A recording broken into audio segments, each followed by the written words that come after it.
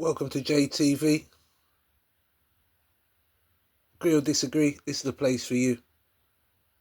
The following is a special presentation of HBO Sports. He's a tragic figure, clearly. Someone who reached for the sky above from the mud below, but really couldn't handle it when he got there. I mean, this guy really brought an aura of destruction and an aura of menace into the gym and into the ring. I mean, he literally had to leave 3 cities because he was hounded out of those cities by the police.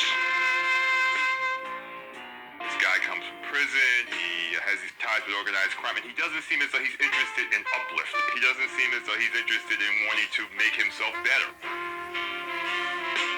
There were rumors about this fight being a fixed fight. Could the fight have been fixed? You could make a very real case for that. Sonny's death remains a mystery. His wife went into the master bedroom and there was Sonny, dead. Blood leaking from his nose, had obviously been dead for some time.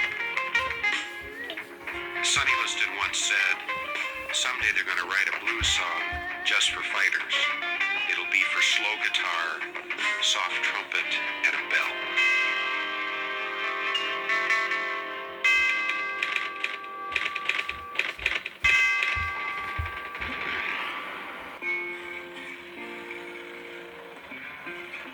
Well, he was born on a tenant farm outside of Forest City, Arkansas. And incredibly, he was the 24th of 25 kids. Every day he said he got whooped by his dad.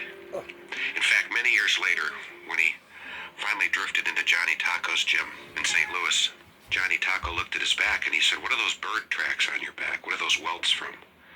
And Sonny said, "I had bad dealings with my father." I used to ask him how old he was, and he told me that when he was born, they made a mark on a tree, and somebody chopped the tree down, so he really didn't have any idea. He wasn't really sure when he was born. There was no birth certificate. It was the sense of growing up, lost in a family, lacking self-esteem, which he craved all of his life. Thought he would get it when he won the heavyweight championship of the world, but in fact never got it.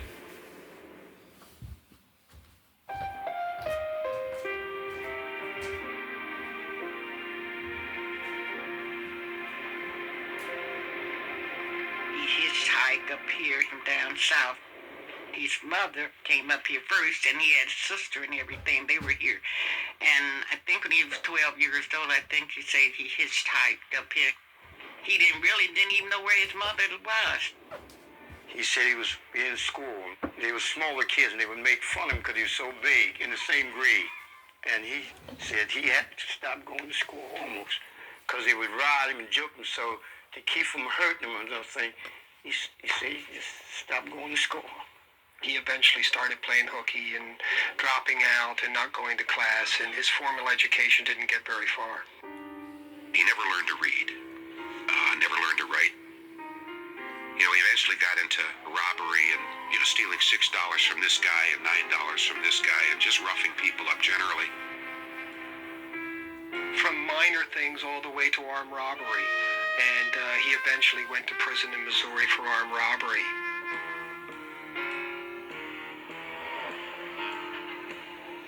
After Sonny went to prison, a Catholic priest, Father Stevens, talked him into go out for boxing. And then after Sonny won the championship at the prison very easily, Father Stevens was so impressed. First he got Sonny a parole, and then later on he arranged for him to introduce him into professional fighting and got him some managers.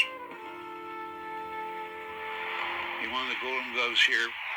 Then he went to the national championships where he had 3 fights. None lasted more than 3 minutes.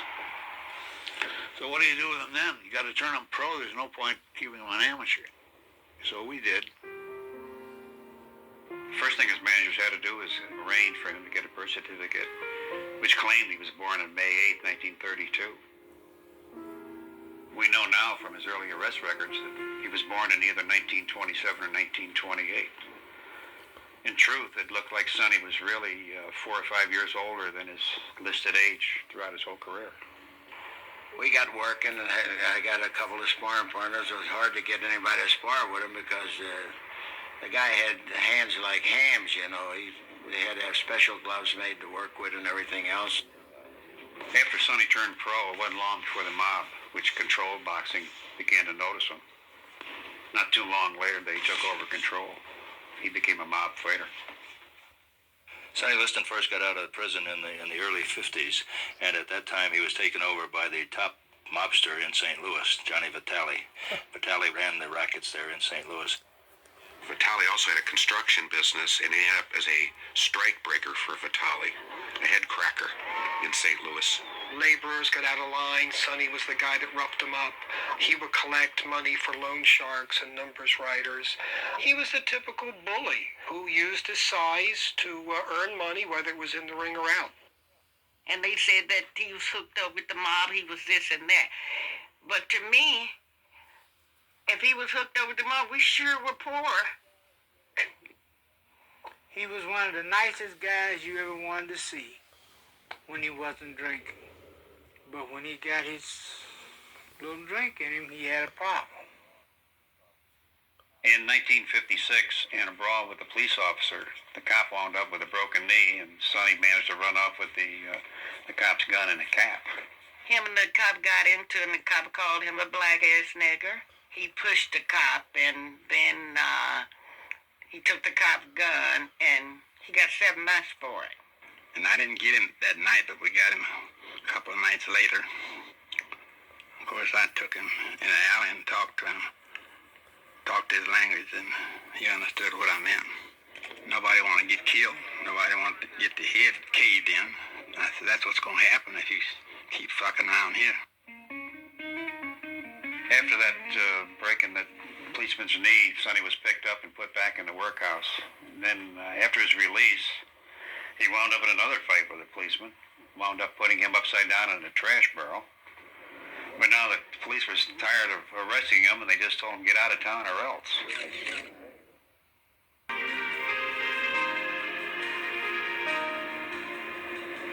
Sonny was forced to move to Philadelphia, where his contract was given over by Vitale to Frankie Carbo, a known hoodlum, and his associate, Blinky Palermo, another known hoodlum.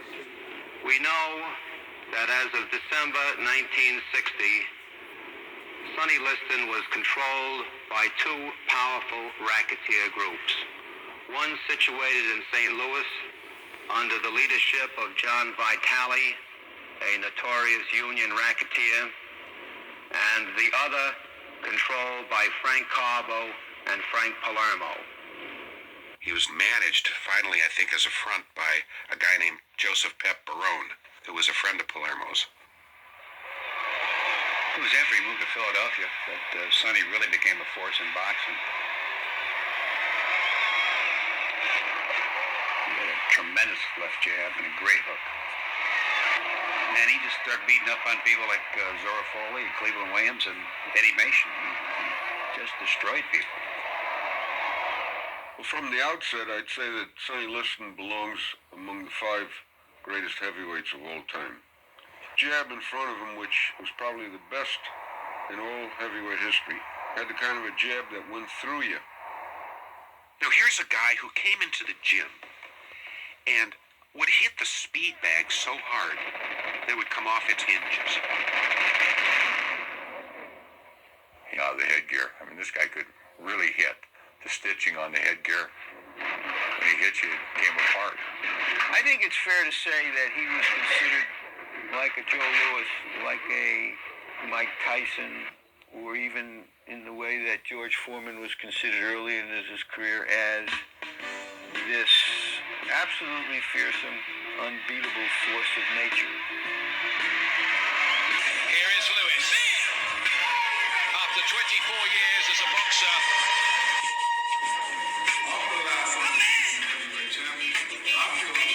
and then it's on his way.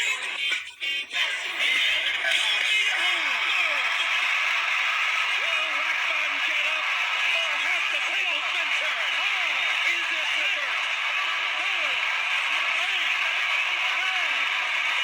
It's over. Lennox Lewis got revenge.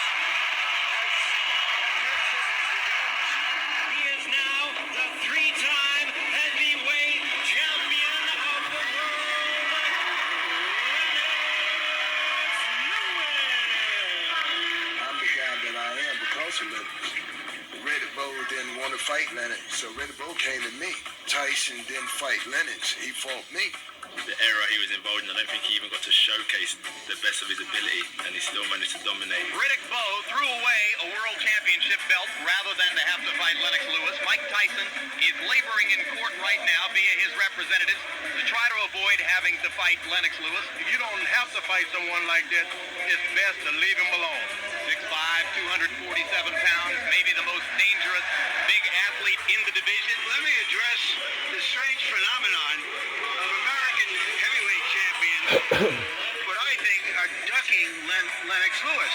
Each and every time that they had an opportunity to choose to fight Lennox, they chose to fight me because they thought I was a lesser opponent, and I always surprised them. So, out of respect, I have to face him and give him the opportunity that he has given me to being the three-time heavyweight champion of the world.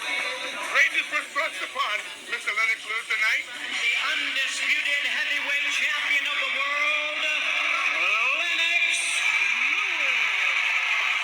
That was a time when we used to talk about Jack Dempsey, Joe Louis, Muhammad Ali, and very seldom another name would come in there. Now, you can put Lennox Lewis in that mix. He's in there with the all-time heavyweight champion of the world. He recovered the title, did it in a devastating manner. He's beaten everybody, even Evander Holyfield. He became a three-time world champion, and he beat a three-time world champion along the way. He was the most knowledgeable fighter that I ever fought. What nothing I could do to get him to fight the way that I want to fight, that I would have to that.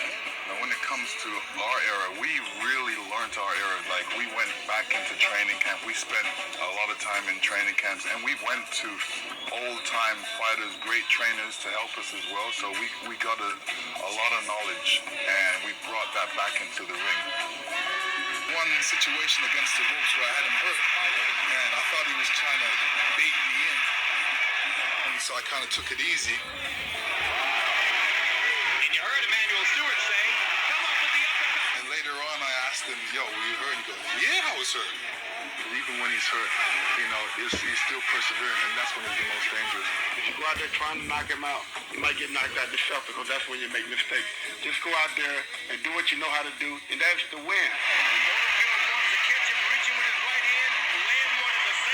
That's my only chance of hitting with a left hook. He's getting to come close, but he fought a smart fight. I thought if he catch me with a good shot, then they'll allow him to get a lot closer. Some of his shots didn't affect me as much as I led on to believe to try to draw him in. But every time he set a trap, Lennox would just move away from him.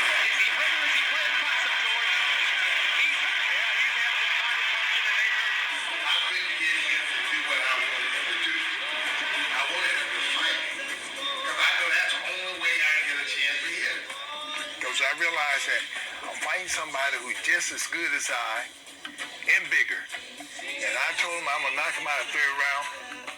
I almost quit. When I didn't knock him out that third round, it was like I would have walked out that ring, but my son was right there. My son was right there, and I was looking at him. So that's the only reason I finished the match. He fought a smart fight, and I had to take my hat off to a guy that fights smart. You thought that if he committed to his big shots, he'd be off balance. But he maintained his balance better than you thought he would through the fight, didn't he? Well, not so much of that. He didn't punch through the target. He punched at the target. Right hand lands again for Lewis. Now you notice Lewis is not putting his body into his right hand yet. Just kind of slinging him out there for measurement. Good or bad, George? I think it's really good because you don't want to throw nothing away. You want to make sure I'm making contact. When I do zero in, I'm going to go for the big one. Uppercut. Right hand. Holyfield stunned in the middle of the ring. Hands in the background. Lewis. He had the long range and he was sneaky about how he did things. He know he gonna catch with a right or throw the uppercut. But what he gonna do is he gonna put his weight on me like this. So he's very knowledgeable fighter. He showed us the sweet science of boxing, the simplicity to winning masterclass fights. Evander Holyfield needs a knockout desperately right now.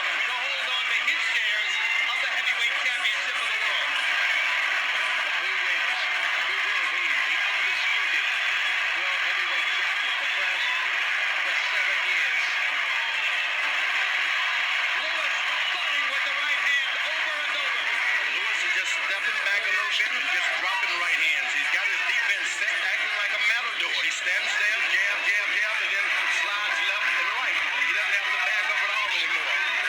George Foreman declared you were the greatest heavyweight of all time, Yes, right? yeah. You know, the fact that he said that was a great honor to me. I learned a lot off of him, watching him fight. I listened to him commentating on my fights. If I would go into a fight and they would say, yeah, he's not throwing that jab and that, he's not being authoritative with the jab. I would go and train and come back and be authoritative with that jab. You know, because that's what George said. He knows he's been there. Dennis has got to make certain that his back is always at least 3 feet away from those ropes. When Dennis throws that left jab, he has to constantly move. He can't stand there and see if the jab lands. He got to keep moving. Step and a half. Jab, step. Jab, step. Some of the jabs that Lewis is landing are the hardest I've ever seen him land. That's where it has to be. It's got to be hard. He's got to puff you up. Get in the pocket with the jab. Don't move back afterwards. Slap forward. There's the jab of Lewis. Now the left jab starts to double up with Lennox Lewis. He doesn't do anything afterwards. You got to back with his jab. Comes right back with his jab. As long as you have a good left jab, you don't have to get into a fight. You have to reach in. The reach will bother you, but it's that shot that when the person blind you, then you move away from you right into something.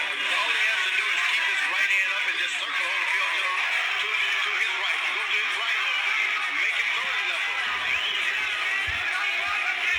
That's what you want the smaller, the shorter arm of a fighter to do, is keep following you, reaching.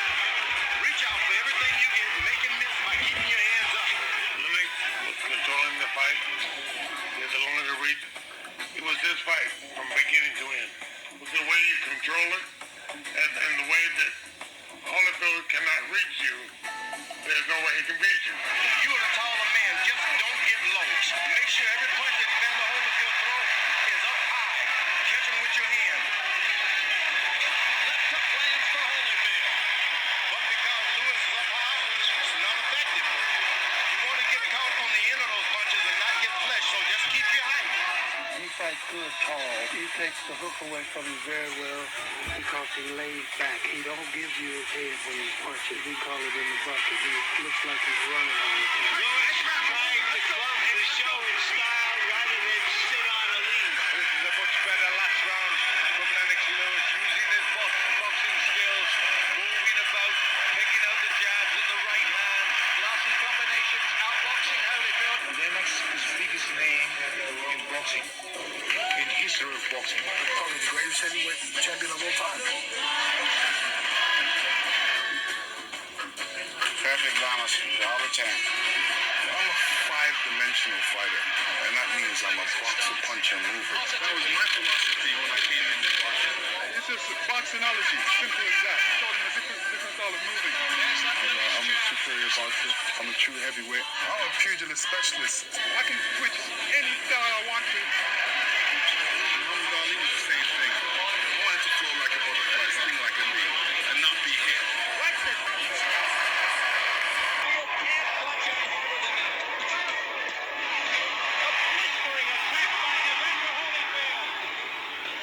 What made Evander Holyfield such an amazing boxer is the fact that no matter who he fought, no matter what the challenge was, the fans were guaranteed an exciting fight. There comes Holyfield bubbling the left, the right, the left, unloading his arsenal of punches. You didn't sit down without chills for 1 second when Evander was fighting. He was a pit bull in the ring. His aggressiveness, his relentlessness were all parts of the package that Evander Holyfield brought in the ring. Almost no fighter of the last 30 years has had as complete an offensive arsenal as Evander Holyfield. One of the great things about Evander, he has a chin of stone. You can hit him with a sledgehammer. He's not going down that easy. When you hit him, you touched the very heart and soul of Evander. Holyfield's pleasure was getting down and saying, okay, I can take yours, can you take mine now? Most fighters try to camouflage they fear. He had none. He reminds me of a true gladiator, a true warrior, blood, sweat, and tears. That's Evander Holyfield. Holyfield in trouble. Hanging on for his life.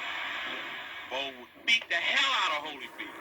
He beat the life out of him, and another life jumped back in him. I'm like, there's got to be a ghost in this building somewhere. How's that man still standing up? Holyfield was one punch away at a couple different times from going down, and now he comes back with a big uppercut, and Bo is in some trouble. The second fight with Mike Tyson, I don't think I've ever seen anything more courageous than Evander Holyfield with a half-moon shaped thing out of his ear, the blood running down his face, yelling at his corner, "Give me the mouthpiece, I'm going to knock him out." When he came back to fight Ray Mercer and got cut at one point in that fight, when the doctor came in and said, you know, "Are you okay? Do you want to continue?" Evander gave him a look like, "Are you out of your mind? Do you know?" And as if to say, "Do you know who you're talking to?" He was a black Rocky Balboa.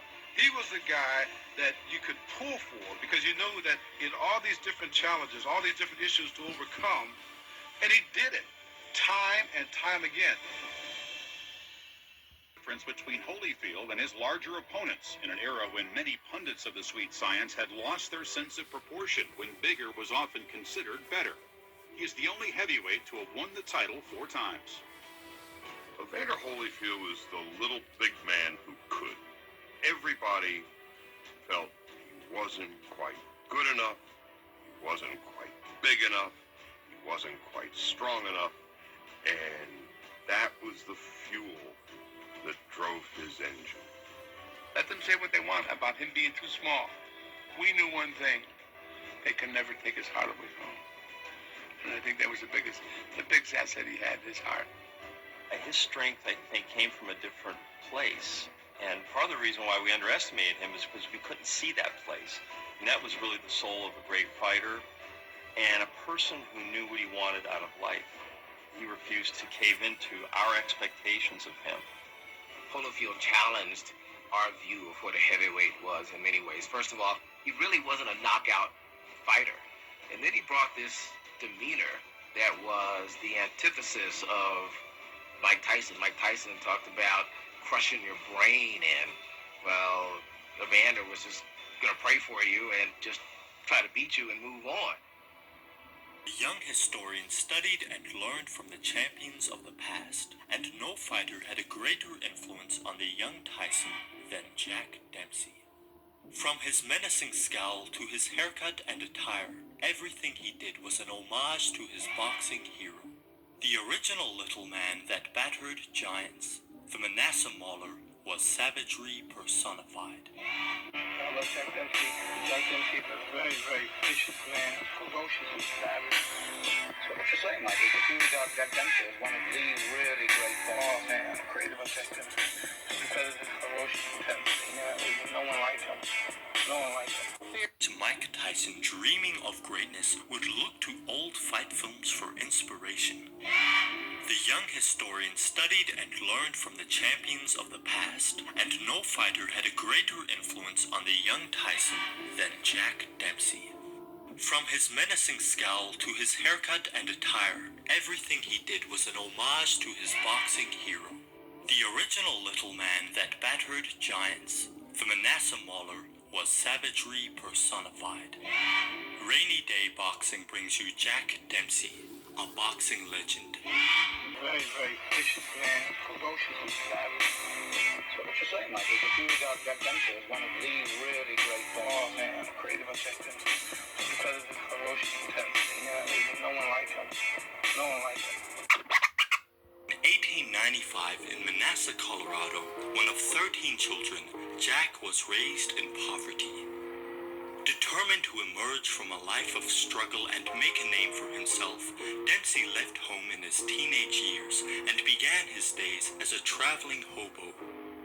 Jack made his living brawling men in western saloons for money, As a child, he developed his skills as a boxer by fending off bullies who teased him for his high-pitched voice, so by the time he was a teenager, fighting was all too natural to him. By clinging onto the brake beams underneath freight trains, Dempsey traveled the West, visiting all the mining towns and challenging the biggest man he could find to a dust-up. With a knack for fighting, his fists were the tools he used to survive. When comes this rough and tumble man from the West, a fierce puncher, a man who has been through the jungles, he has lived under the worst possible circumstances. He comes in and he proceeds to knock out people. That's impressive. And so his reputation is built on the basis of his prowess as a heavy-hitting, rough, tough, manasseh mauler.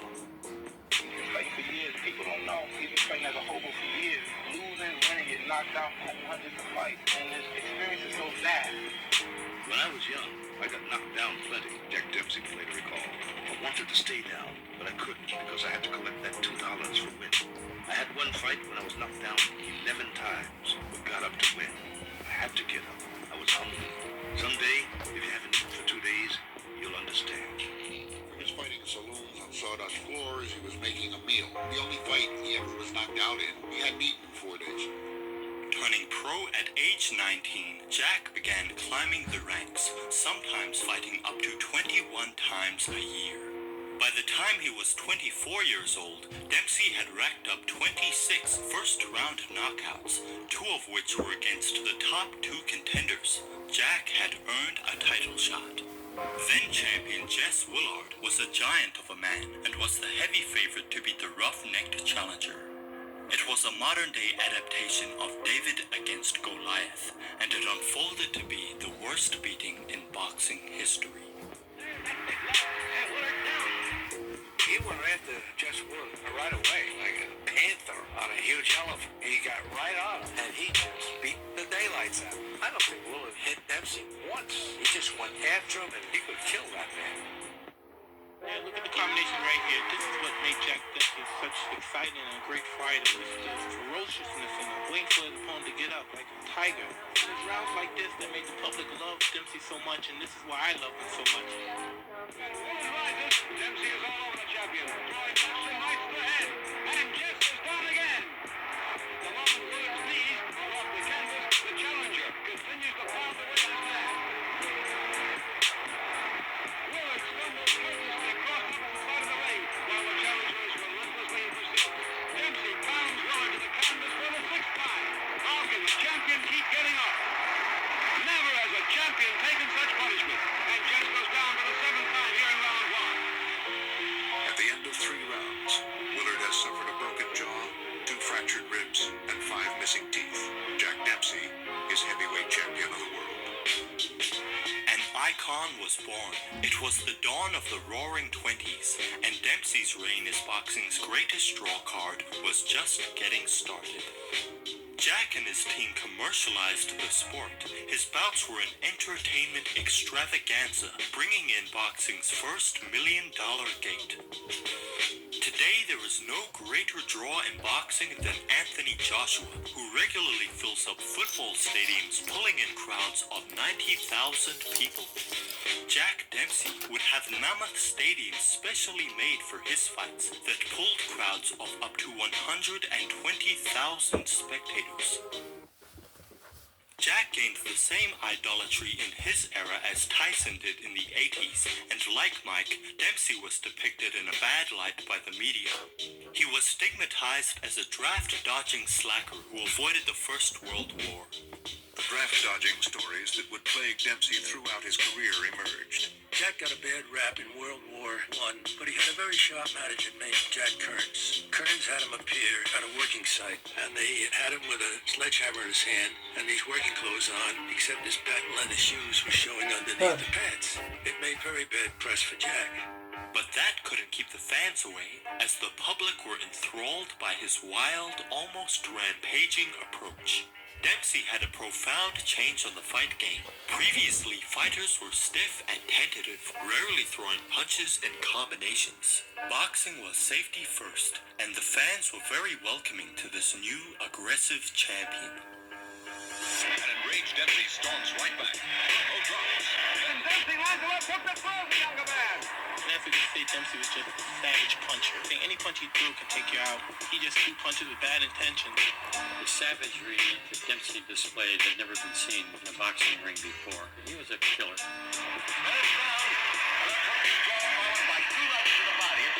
I think the biggest regret is that I just lived and died as a person that no one knew. That's boring. Your way out of the hood might not be the way Bernard Hopkins said, I'm boxing my way out. You gotta think your way out. The real story of Bernard is spectacular. The one he tells may be even better than that. Right out of the penitentiary, no gold medal, no silver medal, blue collar worker, give something away. You had to kill me for it. The guy was a bad kid. I ain't care. I want what you got, give it to me, I'm taking it. I've been arrested about 30 plus times. He went to prison for real crimes.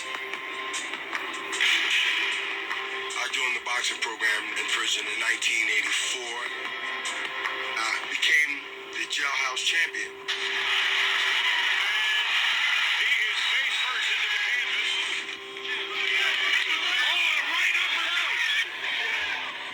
What the best? He beat the best.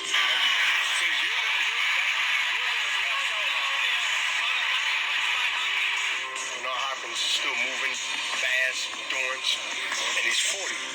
He reconstructed himself. He's dealing with a different individual, with a different person. I know my value. I am the undisputed champion of the whole wide world.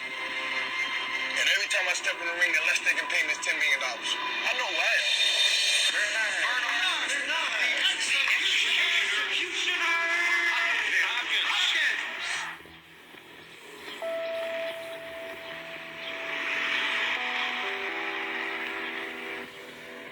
We had Raymond Rosen Projects, a place that I spent early in my younger life. My mother and father owned a house here. This is where I learned how to survive and fight and defend myself. The other gang used to come from up that way. They'd be shooting 22 guns, sawed-off rifles. And we saw us all had to run in the house. But this was deep, man. This was no joke. Very few, if not, can't make it out of here. And if they make it out of here, they make it out of here for bad reasons. My father, Bernard Hopkins Sr., he had worked for the Philadelphia Sanitation Department. He was a big drinker and also a drug abuser. I mean, you know, it was 2 o'clock in the afternoon and your father like he's sleeping. You know, that's not normal. It gets a point where it ain't a big deal. You get accustomed to it. Substance abuse, I believe, played a role in his a short time on this earth. Yeah, y'all ain't in school today? You all go to school tomorrow? Why you in school? Alright, you gotta tell your papa to school, man. Alright, there's gotta be a good reason. You beat people up. Do I beat people up? Yes. Yeah, but I do it legally, though. I get paid for it. It's only in the ring. How much? Oh, depends. My mom, she was the head of the whole tribe. We call her Big Shirley. She was the neighborhood block captain. She was the neighborhood, the area. Everybody knew my mom Shirley. My mother knew back then that she needed to get us out of that situation. This negativity, drugs, guns. My mother back then had the vision of not being there. The whole concept of moving from North Philly to Germantown. Moving up to Germantown at the time was a thing of success. You're not in the suburbs, but you're not in the ghetto either. Straight down. This is the famous Germantown cobblestones. But this whole corner, this is why I started getting trouble. This whole area right here used to be my area. Germantown, I fought a lot of fights where there was amateur Golden Gloves, AAU tournaments. 77, 78, 79. I remember those days, man. You know, when you took all your trophies to school and you show everybody and you're proud that you won the Golden Gloves, you're proud that you won a fight. Boxing and the amateurs became secondary. I mean, I became bored. I started feeling the peer pressure of the ghetto, of the neighborhood, and I start looking at how I was dressed and what my mother could afford or not afford. The neighborhood was rough and the peer pressure is strong and the opportunities are limited and you make choices and at the time you don't know they're the wrong choices because so many people next to you making the same ones. Slowly but surely, the streets won. Look at it like this. Either you're a lamb or you're a wolf. I chose to be the wolf. I don't know experience, I don't know the feeling of being a lamb, but I know that a lamb don't have a chance in hell. Intimidation, the stare, that message to get around to everybody. Part of the rules in the hood that I'll never forget, and it helps me in boxing. I'm gonna look you dead in your face without opening my mouth, tell you that I ain't to be played with.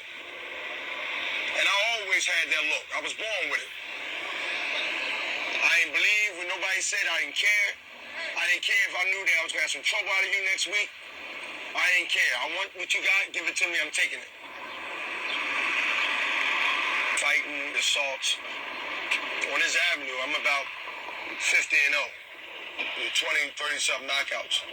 My sisters benefited from my behavior because when they had boyfriends, they thought twice about slapping them or bruising them or treating them wrong. The downside is they had less boyfriends. I gave all reasons for anybody to hate Bernard Hopkins. I got stabbed 3 times. And that was random. It wasn't even the guys that I ever seen. It was Bernard Hopkins being, in this case, maybe hard to believe, but a victim. I woke up, I was in the hospital with tubes everywhere. Tubes here, punch a lung, tubes down my throat, IVs. When I got home, I was like a hero because I almost died. All rational thinking is out of the window in the hood. Period. Nobody sits there and thinks about the repercussion of getting 50 years for taking a gun and blowing somebody's head off. They run off emotions, anger, stupidity. All that other stuff don't mean nothing. I've been arrested 30 plus times. Start off assaults, which led into robbery. It's the same thing. You know, a guy's not trying to give you what you want. You rough him up, you take it. It's assault, robbery. So it's hand in hand. One charge support the other. I had about 1 or 2 maybe auto thefts where I was in a car. One time I know I was driving. This other time I was with the person who we both stole the car. Coming through divisions, fighting the best guys and knocking them out. Trinidad was already coronated as the undisputed middleweight champion. And his next fight was supposed to be against Roy Jones. Trinidad had been a champion since he was 20 years old, so he was the logical favorite.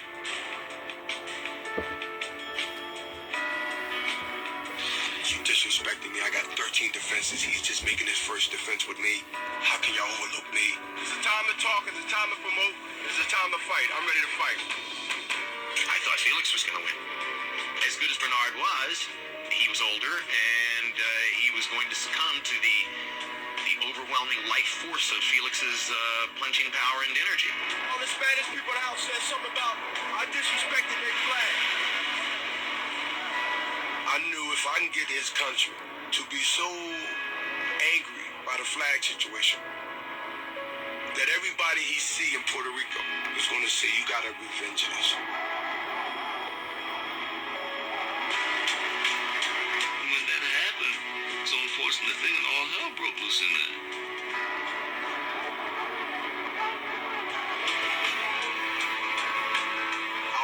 Trinidad to understand that if he fails for his country. And that worked. He wanted to hurt me. He didn't want to use technique. He didn't want to use skill. He was angry. And when you're angry, you do reckless things.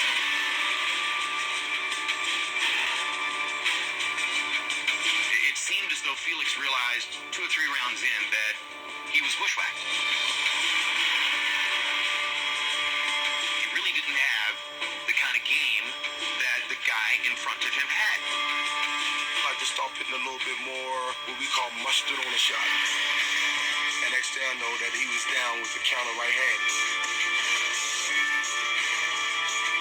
He fought an absolute masterpiece with defense, intuition, with the ability to take a punch when he had to. It was as good a performance of that kind as I've ever seen. What do you want to be remembered by when you leave the game? Bernard Hopkins not only was the best fighter in his era, but he was a man. Vicious. They called him Manos de Piedra. And that name, Manos de Piedra, is true. Hands of stone. Every punch that he hit him felt like bricks. Stone, rocks. He was a born fighter. A warrior. Some called him a savage. To his people, he was a hero. He told me once, I like to be like Robin Hood. If I have money, I will give the poor people all the money. And he did. He fought his way out of the slums of Panama, and he made himself a king. I went out in the swimming pool, and there was about 60 people all sitting there, eating steaks, drinking Dom Perignon champagne. He was living a poor boy's fantasy, but his success would trigger his downfall. As you become affluent, and everybody is always putting a dish before you or invite you to dinner, you know, how can you do anything else but get a little bit plump? Duran's arch rival would make him pay for his excesses. My intention was to fight Duran ASAP because I knew Duran's habits. Eat, gain 40, 50 pounds, and then sweat it off. That was my plan. Then the sport's toughest champion committed its ultimate sin. And what's happening? Duran says no. He quit. I don't understand it. I think Duran quit. I don't understand it. Nobody likes a quitter, and that was a shocking blow. But that's the way it goes. At the end of the day, history does not accept excuses. Haunted by no mas, abandoned by his fans in his corner, Roberto Duran never quit on himself.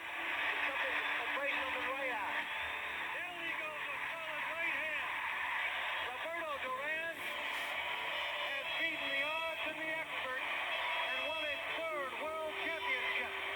He fought through his 30s. He fought through his 40s.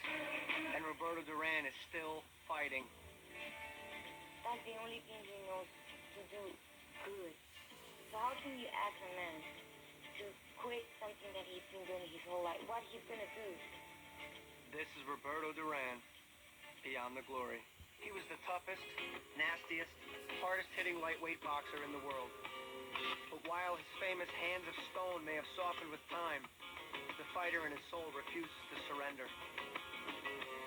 He said, the only thing that I could do in my life is fighting. I don't know anything else but fighting. And that's why he's fighting. Now he's 50 years old and he's still fighting. He had to live a very, very hard life. That's why I think it's made him very strong. Today in Panama, little boys dream of becoming the next Roberto Duran. When Duran was a boy, he dreamed of putting food on his family's table. Roberto was born in 1951 in the slums of Panama City. He was a true child of the Panama Canal. His mother was a native Indian, his father a Mexican sailor. Basically, I don't think I exist for my father, and he doesn't really exist for me. I really don't know how my parents met. I just know they met because here I am. Yo tenía 20 años cuando... I was 20 years old when I met Roberto's father in Quarry Heights. Porque yo trabajaba... I used to work across the street from the naval base there. Y entonces... Later on, we got married. And Roberto was born out of that marriage. And a couple of years later, he left me with another woman. And I stayed alone with Roberto. Roberto took to the streets to fend for his family. Sometimes I would go home 2 weeks, 3 weeks, 4 weeks at a time. I would sleep in the streets, then wake up in the morning to sell newspapers, to shine shoes, and that's the way it was. Before long, Roberto was more at home on the streets than at school. She never went to school. She didn't know how to write or to read. She was like a gypsy. He likes to be free, to do whatever he would like to do. Prácticamente sí. Yo peleaba mucho, pero I was in many fights as a child. However, I did not know how to fight. I considered myself a wrestler. And the movies that I used to watch, they were Mexican movies, and El Santo was a Mexican wrestler. I always watched those types of movies, and that is how I learned how to wrestle. So I would wrestle whoever wanted to pick a fight with me. And I'd basically bash their head in or throw them against the floor because that is what I knew how to do from watching those movies. En la calle peleándose mucho más rápido que peleando arriba del ring. I'm a better street fighter than I am a boxer. At the age of 13, the street fighter followed his older brother into a boxing gym. And by walking through that door, Duran took his first step into a new life. You see my brother, he hops up into the ring, and all of a sudden they put headgear on him, they put a cup on him, they put gloves on him, and I was like, wow, that's really neat stuff. I want that. I go, Toti, how can I get that? And he says, you got to be a boxer. So the next day I show up to the gym, all 89 pounds of me, and I became a boxer. In the shabby boxing dens of Panama City, Roberto Duran was an instant sensation. He turned pro before he reached the age of 16. When I would spar with these professionals, I would always cut them, make them bleed through the nose or cut their mouths, and everybody would say that this kid is something special. This kid is something special. There was a ton of people after me wanting to be a manager, and I didn't know what a manager was. And they would take me over to eat and take me over to have some drinks, and I'm like, damn, I like this lifestyle. Duran loved the food, loved the drink, and he loved the people. Most of all, Roberto Duran loved to fight. In 3 or 4 fights, I realized that he was going to be something special. I knew that I have in my hands the next champion of the world.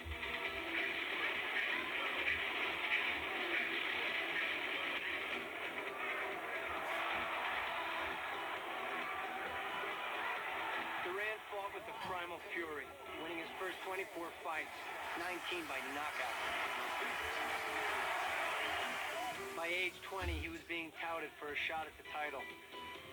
His heart, that extra thing that he has, that very few fighters had, that extra desire to win. Coming up, Duran turns a title fight into a street brawl. Buchanan went down after the bell, claiming a light blow. And later, Duran confronts his toughest rival. He would punch you in the face at a press conference. He would kick you out of the way, and he would curse you out. He would curse your wife out. This is Beyond the Glory.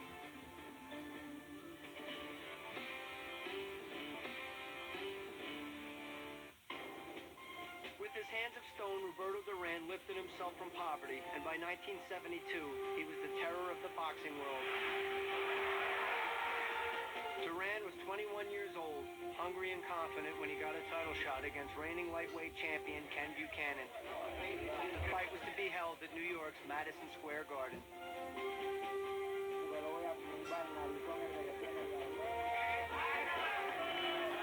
He's been saying a lot the last couple of weeks. I don't know. I don't understand them. What about his threats and his promises? What about them? Oh, he really hurt him that time. With a savagery that shocked even seasoned fight fans, Duran went after the title like he was back in a street fight.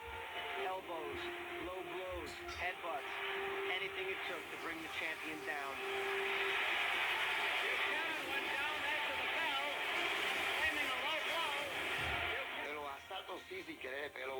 I recognize that I hit him with low blows early in the fight, but at that moment when the fight ended, no.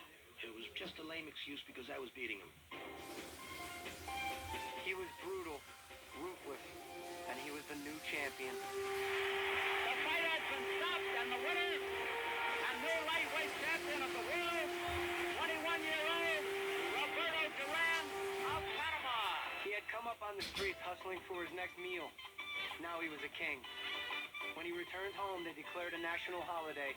By the time I got to Panama, I was full of champagne because the president had fully stocked the airplane. And that night, I slept in the presidential palace. While Duran dined with presidents, he never forgot his people in the slums of Panama City. To them, he was more than a champion. He was their hero. When he struck a blow, you know what I mean, he struck a blow for them against oppression. He struck a blow against racism. He struck a blow for upward mobility and elevation. Roberto Duran was an icon. He was a hero because he cared about the people that he represented. He told me once, I like to be like Robin Hood. If I have money, I will give the poor people all the money.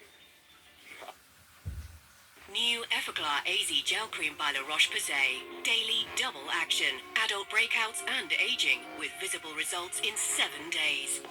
Azelaic, salicylic and hyaluronic acid. New Effaclar AZ Gel Cream.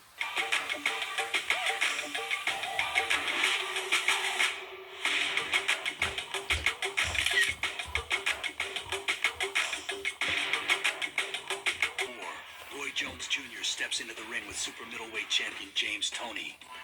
A fierce competitor, rated one of the best in the sport. At the time, I beat everybody, Michael Nine, Iron Barkley, all the name fighters out there, beat him handily. In his 5 years as a pro, this was the biggest fight of Roy's career. His first as an underdog. Critics saw the match as a defining moment, the make-or-break event for Roy Jones Jr. We don't know whether he's a superstar or a fraud. Roy obliterated James Toney in the ring that night. Oh! Big left hook, and down goes Toney!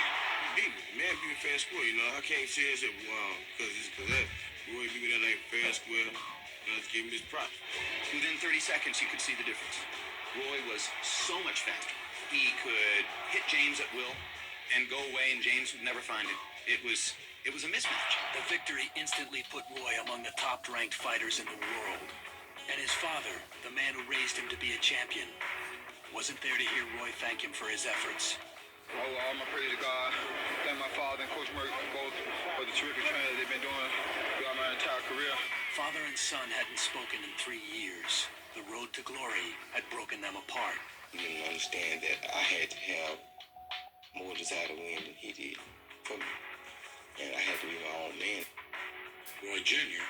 thinks that Senior may be one of the greatest boxing trainers in history. But they could not exist together professionally. Roy Sr. grew up in the 1940s and 50s with the love of boxing and a family tradition built around fighting. Well, I'm from a family of 13. My father always kept a pair of gloves around the house to kind of keep things squared away between me and my brothers. As a young man, he went to Vietnam, earned a Bronze Star, and came home to still more fighting. He spent some hard years earning his living as a professional boxer. My professional career was really a career of bare knuckles, and stuff like that, I just fight, don't matter. But when Roy married Carol Lewis in 1968, he gave up the fights for a more stable life. He hung his punching bags in the garage and would take his firstborn son, Roy Jr., along for his daily workouts. He was my best friend, I was his best friend, and, that's just the way it was. Everything I done, he done. As his boy grew, he shared his love for the sport of boxing. I used to get on my knees with him, when he was a little kid, let him swing, and just kind of rough him around a little bit, just just father-son play, you know. He would get down on his knees and we'd box. Some nights he beat me, some nights he let me win. But when he beat me, all day the next day in school, all I thought about was, how could I get home and win tonight? Their fascination with fighting didn't stop in the ring. They raised roosters on the farm. Fighting cocks they would train and enter in local contests. Sometimes young Roy would watch a bird he'd loved fight to the death.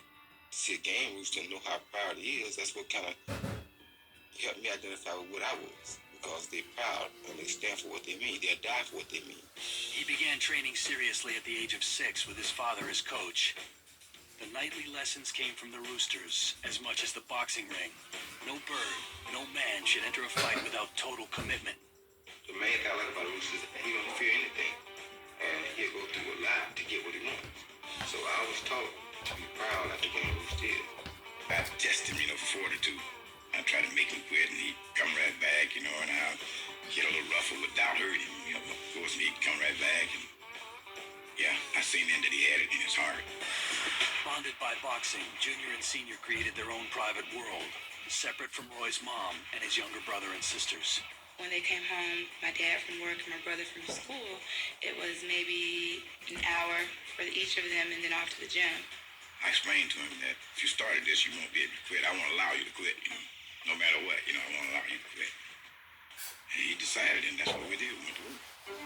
Roy Sr. was relentless, pushing his son to the limits of his strength, his endurance, giving him the tools to become a champion.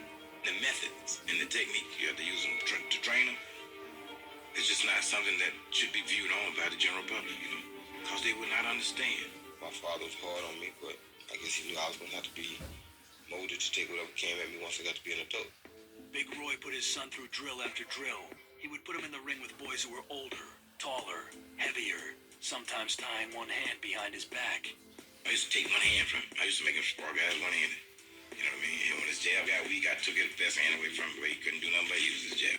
His father wanted him to go through a daily trial by fire to make him into the fighter that he is. In the ring, little Roy was brilliant. He destroyed his competition in local and regional fights. He went on to the Nationals, winning a gold medal in the 1984 Junior Olympics.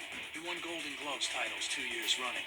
His father beamed with pride, even if Roy Jr. never knew it. I have kids. If you get to bragging on them a little bit too much, they'll quit. Roy Sr. wanted his son focused on their next major goal, the biggest prize in amateur boxing, the Olympics. He was on a mission. Only thing he was concentrating on is winning the gold medal, and so... Up next, the controversy in South Korea. I don't know if our boxing game ever. And later, Roy Jr.'s emotional struggle to become his own man. I just wanted to get my own place. A lot of times, fathers forget that.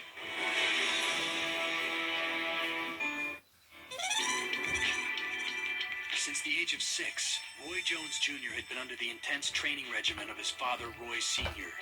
He'd become a virtual fighting machine, on track to become a champion. I have love for winning. And to have that kind of love for winning is good because you have to have a love for winning to be a winner. He worked hard. I know because I put him through it. He's been on pressure that, that you just... Some of the training methods and techniques you can't imagine. Armed with his father's lessons, Roy became a junior national champion. He was a budding celebrity in his hometown of Pensacola and a mentor to aspiring local boxers like Derek "Smoke" Gaynor. He always came and got me and sat me down. You have to do this, or you're going to be in jail, or you're going to be dead. He was always a role model. I think people looked to him because he was so different from everyone else in the community or in the neighborhood. He had talent, maturity, and incredible ability. When the Olympic trials were held in 1988, there was little doubt Roy Jones Jr. would make the cut. What I was impressed with more than anything, he was very decisive. And he knew where he wanted to go and how he wanted to get there. He was just 19 years old, the youngest member of the 1988 United States Olympic boxing team. Roy arrived in Seoul wanting and expecting to go all the way. The years of training with his father had given him the kind of preparation few fighters could match. He was there on a mission. Only thing he was concentrating on is winning the gold medal. An Olympic gold medal was a childhood holy grail for him.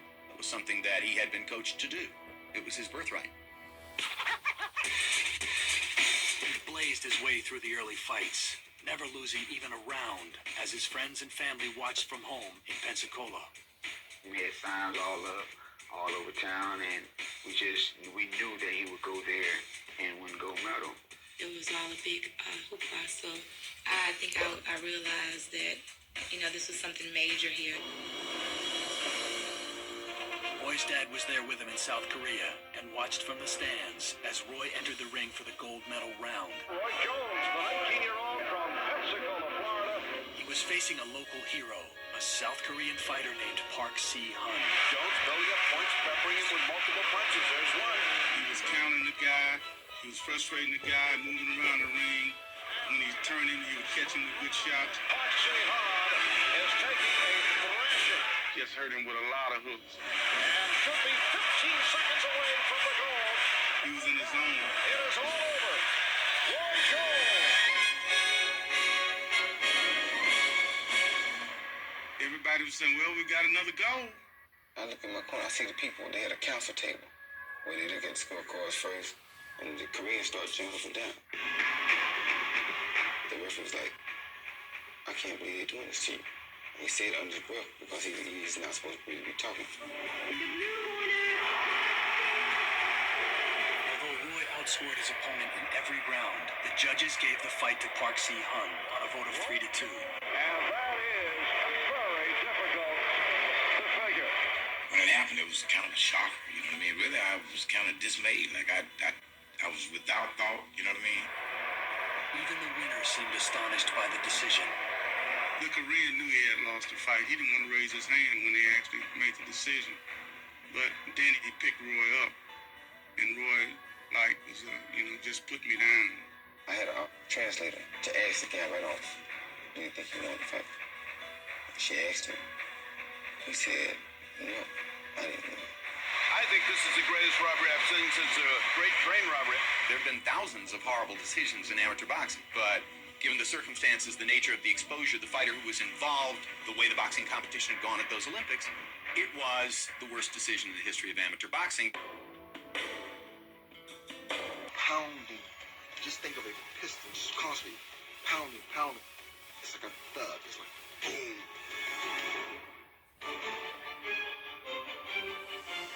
He had a chin of iron.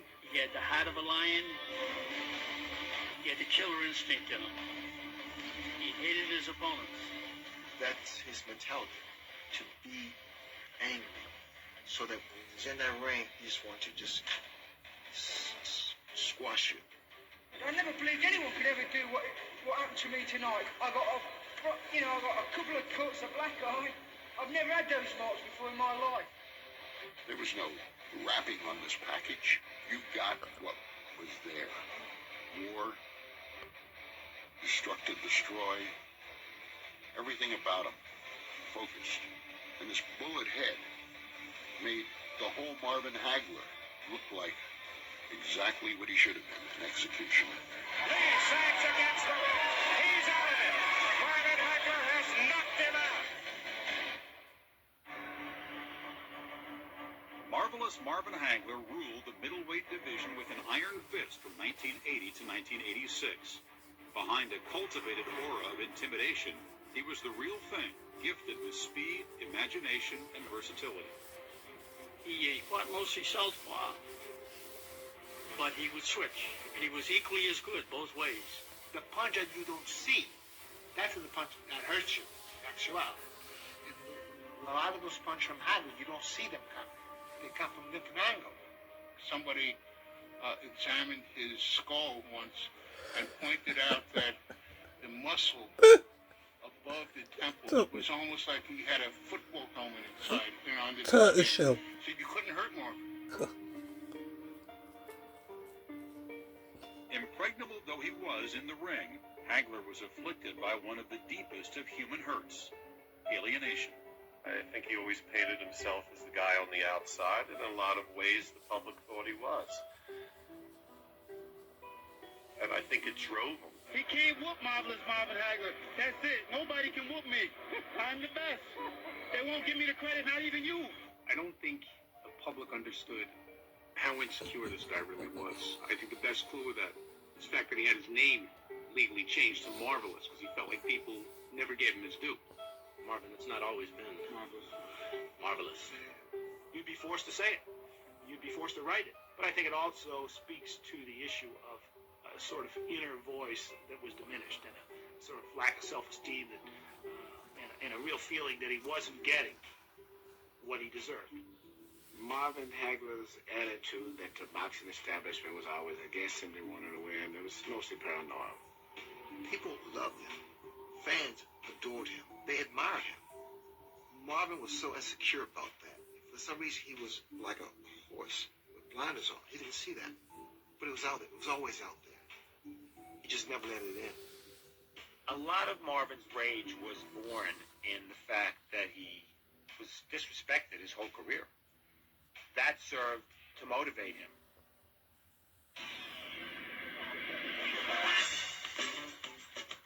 Never was that disrespect more clearly demonstrated than on November 30th, 1979 at Caesar's Palace, where the 25-year-old Hagler was one of two fighters getting title shots.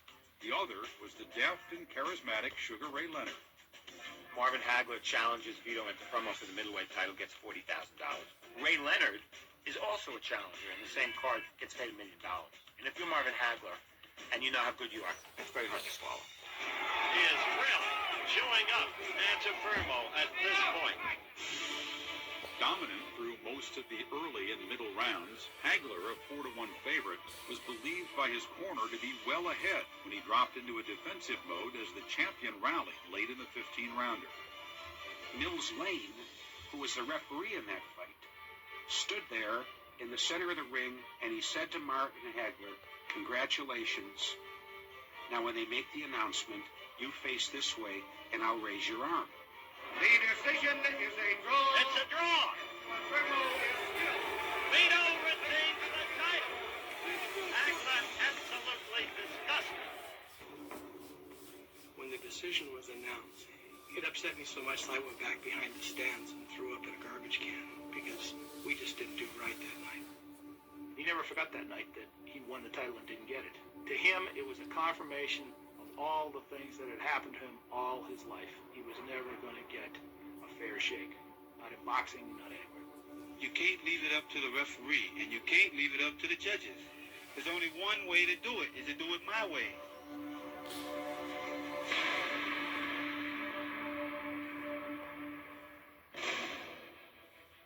With narcotic power in either hand, Hagler raged against his opponents, winning his next 14 bouts, 12 by knockout. In 1985, he met an equally lethal puncher, known as the Hitman, Tommy Hearns. This man is coming. This man's coming at me trying to do damage to me. I gotta get him out. And I was inside. I thought, I figured I was trying to hit with everything I had.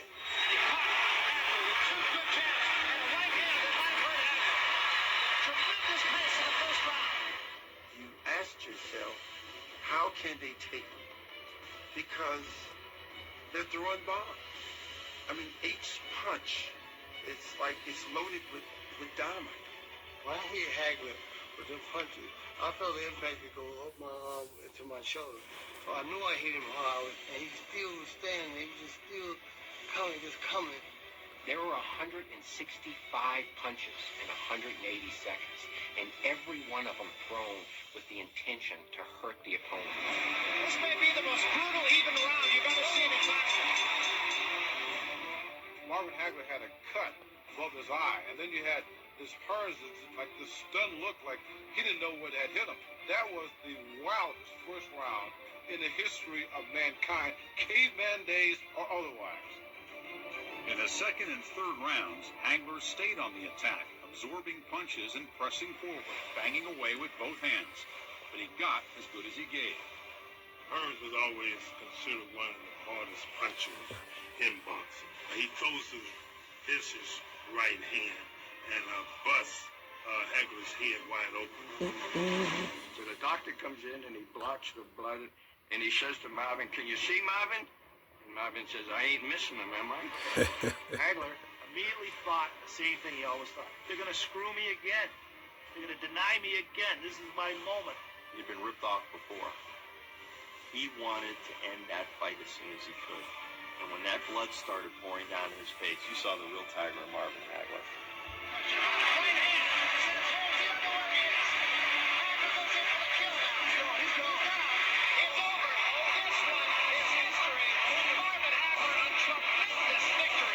Tommy is very cocky, and I had something for him.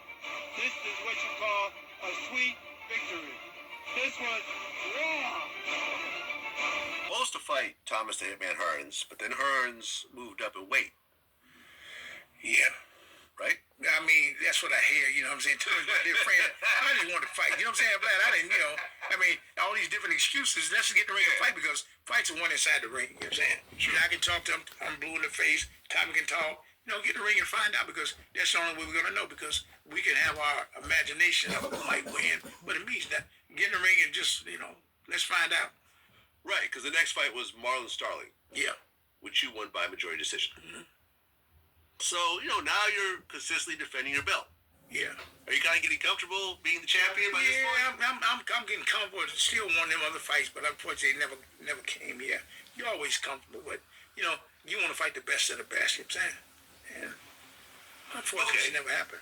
Okay, so then you go to France for your 5th defense, and you knock out Hall of Famer Donald Curry, 10 rounds. So, 5 defenses, you're, you know, rolling. You're rolling. You're doing your thing. But then, in 1991, you fight James Toney. Oh, yeah, James was a nightmare. He first got to beat me, yes, sir. He was a 20-1 underdog in that fight. Okay. Do you feel that you didn't take it seriously? Like in terms of training? No, to be honest, not to make no excuse. I mean, James just was a better man that night. Like I said then, I say now, I don't make no excuses, but he was just a better man that night. I mean, I think I should have won, but unfortunately I didn't, and he won, and we're not going to take nothing from him because, he trained, prepared, and done everything he was supposed to do. He done what he's supposed to do, and he beat Michael Nunn that night, so I'm not going to take away his glory. Well, you were actually ahead of points. Oh, winning the fight hands down. After 10 rounds, yeah. Then the 11th round, got killed and got caught. Yeah, right. And so I fought myself from that. I think, Vlad, what I done is I learned so much after that fight, because you win the fight and then you lose the fight. That's something you just got to get over. But it's something I had to overcome and just get over, because I know in my mind that I could have beat him, but unfortunately I didn't. And he won the fight, so I got to give props what they do. And I wish I could have done a rematch with him, but unfortunately that was never going to happen. Well, I think probably the worst part about that fight is you were fighting in your hometown. Yeah, that too. Davenport, Iowa. So you had the hometown crowd. The hometown crowd, yes, I mean, fighting in your hometown, you're coming off all these, 5 defenses. Do you feel like your head may have been a little bit swollen? I think so. I must say, yeah. Your head gets swollen, but like I say, we learn from the mistakes that we make, and I learned a lot after that fight. Well, Angelo Dundee was your trainer during Yes, that he time. was. Uh-huh. And he trained Muhammad Ali, Sugar Ray Leonard, George Foreman, Jose Annapolis, and a lot of great champions. Was there something special about Angelo Dundee that was different from all your other trainers? Yeah, Angelo was a little bit different, you know what I'm saying? I mean, he was a lot older, and he's been around a lot longer, and he was a psychiatrist. I mean, he was a great trainer. I mean, he could take a guy that has no experience and train for 6 months and, turn the kid into a world champion just all because of the way he trained the guy, his mindset and stuff that he instilled in you. I mean, Angelo was legendary when it came to that, you know what I'm saying? And I used to just love, just listen to Angelo talk, you know what I'm saying? With him training Muhammad Ali, Sugar Ray Leonard, Floyd Patterson, Jose Annapolis, and George Foreman. I mean, so many great fighters, and it made me feel good to be a part of a team like that, because he was great. He was phenomenal. We mentioned the one draw. 36-0, 24.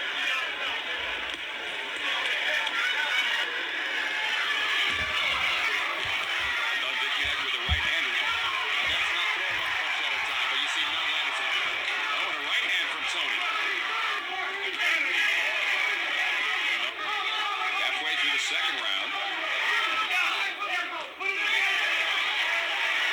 And with a left.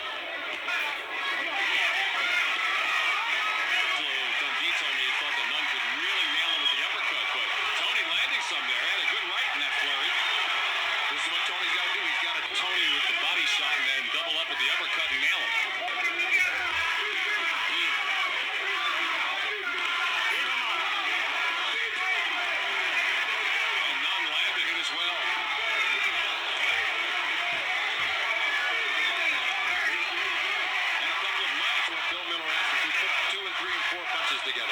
But here's where he should be working right now, Tony. And this is what Tony's got to be doing. Tony landing lots of punches here in the latter stage of the 4th round, and Tony comes back with a couple. 5th round. Well, that's what he's got. Tony punched him. And Miller landing again.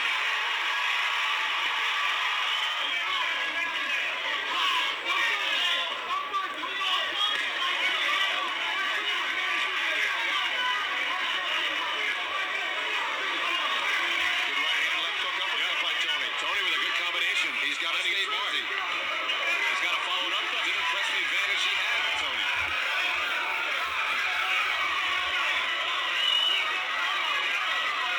And none lands. Nunn just spins him around.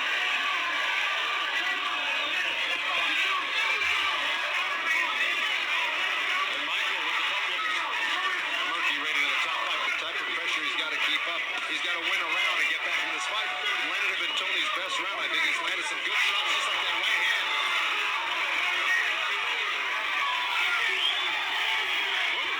It's Tony. He is in big trouble right now. There goes the Right hand from Tony. Now bump up against the ropes and over the top. And final minute of the 8th round. Some good action. Tony landing in a couple of rolls. Will follow them up. And Tony lands a good right hand again. There he goes. Although he did there. Right. And again with a... Tony connecting with a right. And Tony going after Nunn here. But can he keep it going here? Nunn looking over towards his corner is caught with an uppercut. And another... And Nunn trying to make a comeback here in the 9th round. And the crowd's behind him. Tony with a strong right. And catches him with a glove. And the right hand.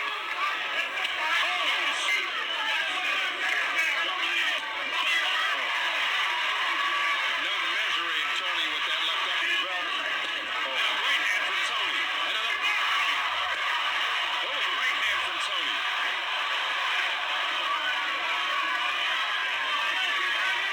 Tony's really landed some real hard shots. And another one. Tony really teeing off on that. And Tony swings it. Lands him with a right. Great right hand. Take a great shot because he's got him. And pushes Nunn into the ropes. From Tony. He's down. Just the second time in his career. He is out. He is hurt.